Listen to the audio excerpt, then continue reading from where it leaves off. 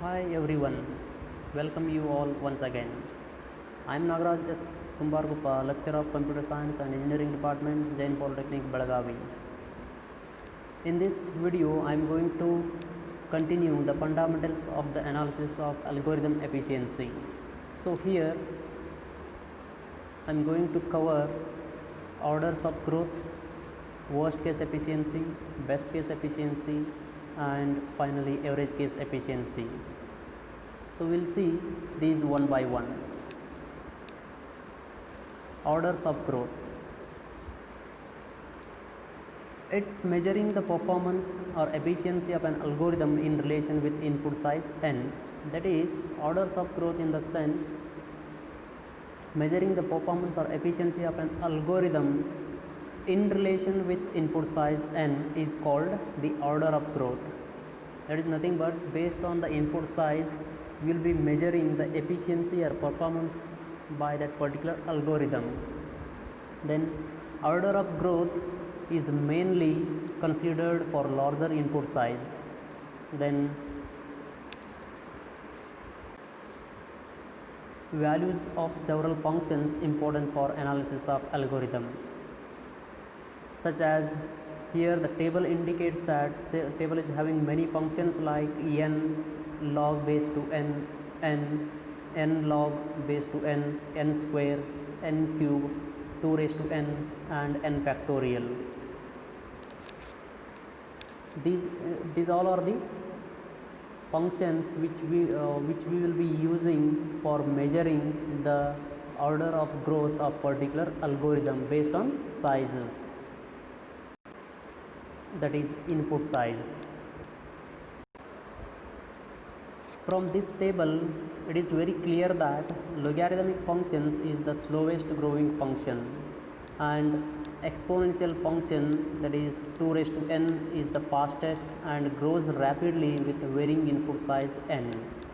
And the exponential function gives huge values even for small input size n. For example, if you consider n equal to 16, we get 2 raised to n equal to 65,536. That is just an example, that is n equal to 16. If you do that 2 raised to n, if you apply that function, exponential function 2 raised to n, then it will be 2 raised to 16, that is equal to 65,536.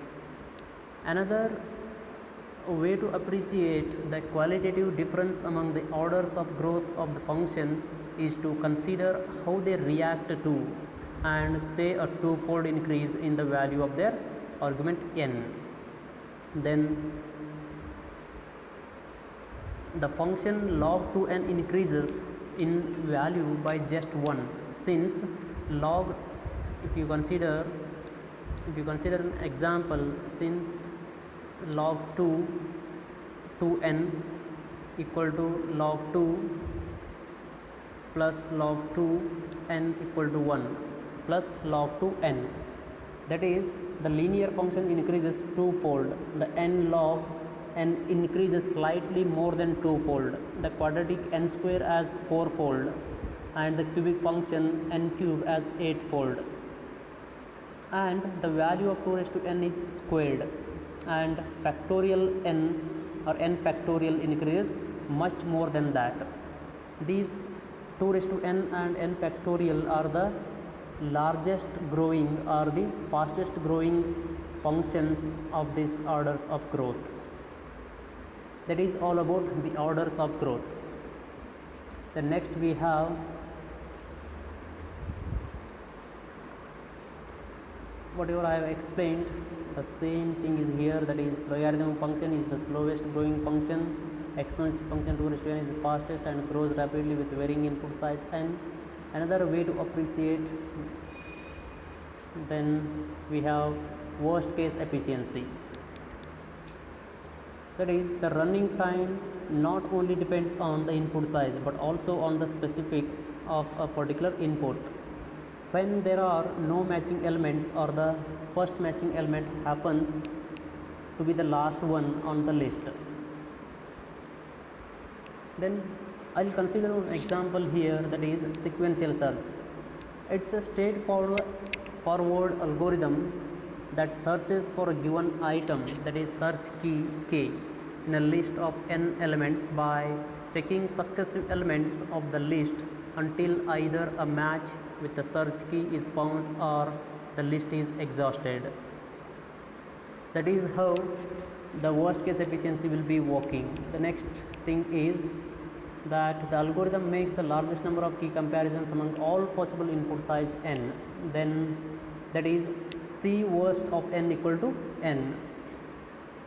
Its efficiency for the worst case input size n, for which the algorithm runs the longest among all possible inputs of that size. That is all about worst case efficiency. Then I am considering here one example, that is the pseudo code of sequential search, that is algorithm sequential search a of 0 to n minus 1 comma k. Here this particular algorithm, that sequential search algorithm, searches for a given value in a given array by sequential search. Then input we are passing here an array a 0 to n minus 1 and a search key k we are passing as an input to this particular algorithm.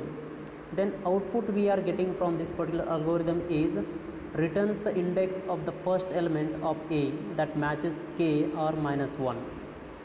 Returns the, this is very important, what is this algorithm going to return, or what is the output of this particular algorithm. That is, it will be returning the index of the first element of a that matches k or minus 1.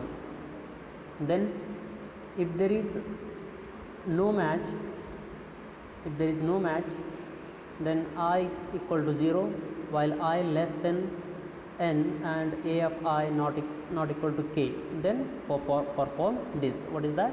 Increment the I by 1, that is I equal to I plus 1. Then if I less than n, return I. Again if I less than n, return that I. Then else return minus 1. Again it will get increment I equal to some value. Again it will check I less than n or not, and a of I not equal to k. Do this again, perform this again.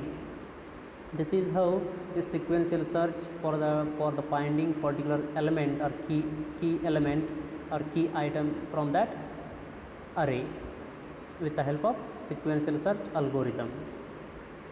This is how that sequential search will be working for that.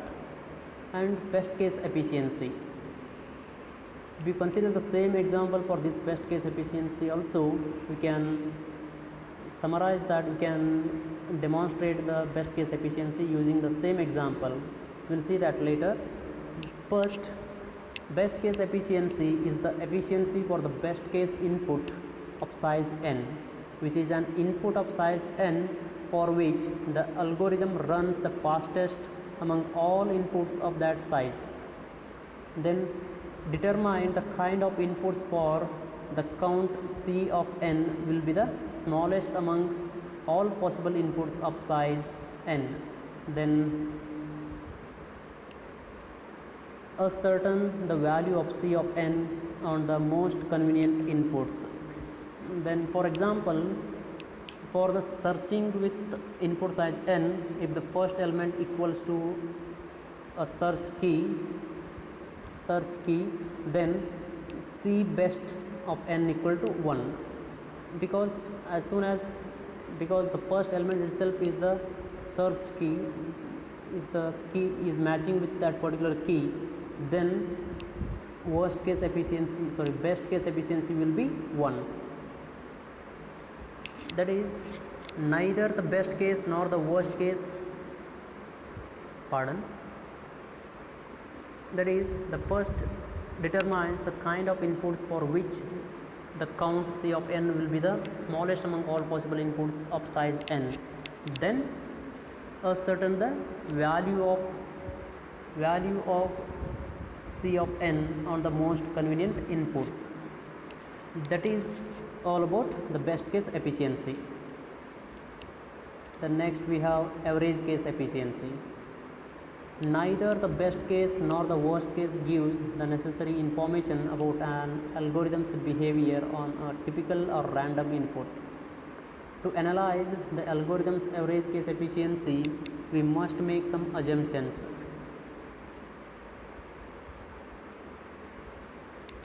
About possible input of size n. Then the standard assumptions, such as if you consider again the sequential search, the standard assumptions are something like this: the probability of a successful search is equal to p, that is 0 less than or equal to p less than or equal to 1. Then the probability of the first match occurring in the ith position is same for every I, that is accordingly the probability of the first match occurring in the ith position of the list is p by n for every I, and the number of comparisons is I for a successful search. In case of unsuccessful search, the number of comparisons is n, with probability of such a search being 1 minus p.